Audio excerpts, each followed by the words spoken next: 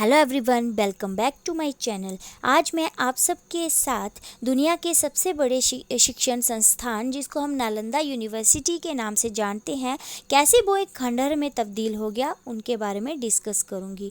तो ऐसा माना जाता है कि तक्षशिला के बाद नालंदा विश्वविद्यालय की चर्चा होती है। बिहार के नालंदा में स्थित इस विश्वविद्यालय में 8वीं शताब्दी से 12वीं शताब्दी के बीच दुनिया के कई देशों से छात्र पढ़ने आते थे। दुनिया के सबसे पुराने शिक्षण संस्थानों की बात जब भी आती है तो नालंदा विश्वविद्यालय का नाम सबसे ऊपर आता है। बिहार की राजधानी पटना से करीब 120 किलोमीटर दक्षिण उत्तर में प्राचीन नालंदा विश्वविद्यालय के अवशेष आज भी देखे जा सकते हैं। इतिहासकारों की माने तो ये भारत में उच्च शिक्षा का सर्वाधिक महत्वपूर्ण और विश्वविख्यात केंद्र था। बिहार के नालंदा में स्थित इस विश्वविद्यालय में 8वीं शताब्दी से 12वीं शताब्दी के बीच दुनिया के कई देशों से छात्र पढ़ने आते थे। बताया जाता है कि कोरिया, जापान, चीन, तिब्बत, इंडोनेशिया, फ्रांस और तुर्की से छात्र इस विश्वविद्यालय में आते थे। आज वो विश्वविद्यालय खंडहर में तब्दील हो गया है। तो आइए हम उसके इतिहास के बारे में थोड़ा सा जानते हैं। तो नालंदा प्राचीन भारत में उच्च शिक्षा का सबसे महत्वपूर्ण और प्रसिद्ध केंद्र था।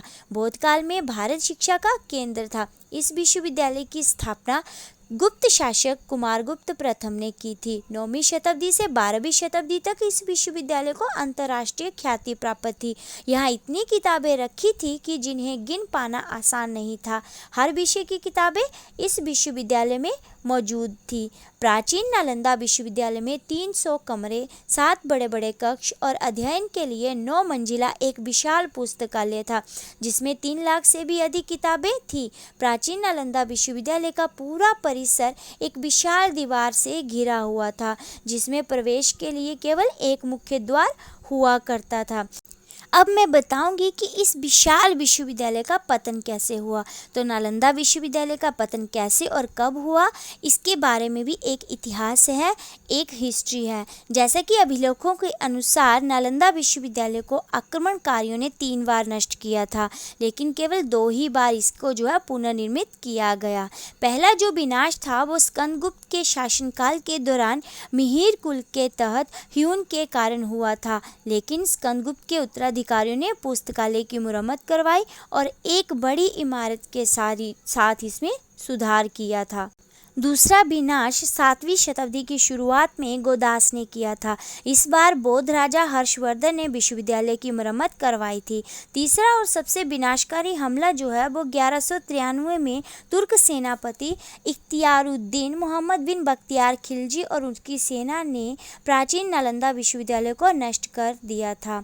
ऐसा माना जाता है धार्मिक ग्रंथों को जलने के कारण भारत में एक बड़े धर्म के रूप में उभरते हुए बौद्ध धर्म को सैकड़ों वर्षों तक का झटका लग गया था और तब से लेकर अब तक यह पूर्ण रूप से इन घटनाओं से उबर नहीं सका है।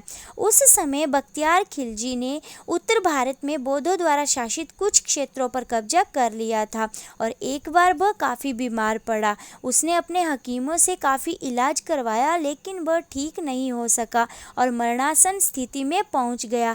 तभी किसी ने उसको सलाह दी कि वह नालंदा विश्वविद्यालय के आयुर्वेद विभाग के प्रमुख आचार्य राहुल श्रीभद्र को दिखाए और इलाज करवाए, परंतु खिलजी इसके लिए तैयार नहीं था।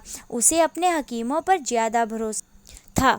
वह यह मानने को तैयार नहीं था कि भारतीय वैद्य उसके हकीमों से ज़्यादा ज्ञान रखते हैं या ज़्यादा काबिल हो सकते हैं, लेकिन अपनी जान बचाने के लिए उसको नालंदा विश्वविद्यालय के आयुर्वेद विभाग के प्रमुख आचार्य राहुल श्रीभद्र को बुलवाना पड़ा। फिर बख्तियार खिलजी ने वैद्यराज के सामने एक अजीब सी शर्त रखी और कहा कि मैं उनके द्वारा दी गई किसी भी प्रकार की दवा नहीं खाऊंगा, बिना दवा के वो उसको ठीक करें। वैद्यराज ने सोचकर उनकी शर्त मान ली और कुछ दिनों के बाद वो खिलजी के पास एक कुरान लेकर पहुँचे। और कहा कि इस कुरान की पृष्ठ संख्या इतने से इतने तक पढ़ लीजिए, ठीक हो जाएंगे। बख्तियार खिलजी ने बैद्यराज के बताए अनुसार कुरान को पढ़ा और ठीक हो गया था। ऐसा कहा जाता है कि राहुल श्रीभद्र ने कुरान के कुछ पन्नों पर एक दवा का लेप लगा दिया था। वह थूक के साथ उन पन्नों को पढ़ता था और ठीक होता चला गया।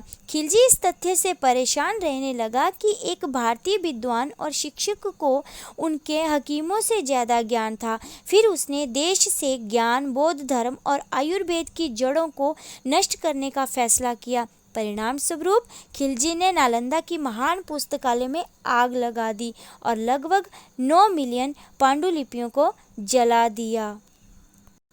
ऐसा कहा जाता है कि नालंदा विश्वविद्यालय में इतनी किताबें थी कि वह 3 महीने तक जलती रहीं। इसके बाद खिलजी के आदेश पर तुर्की आक्रमणकारियों ने नालंदा के हजारों धार्मिक विद्वानों और भिक्षुओं की भी हत्या कर दी थी।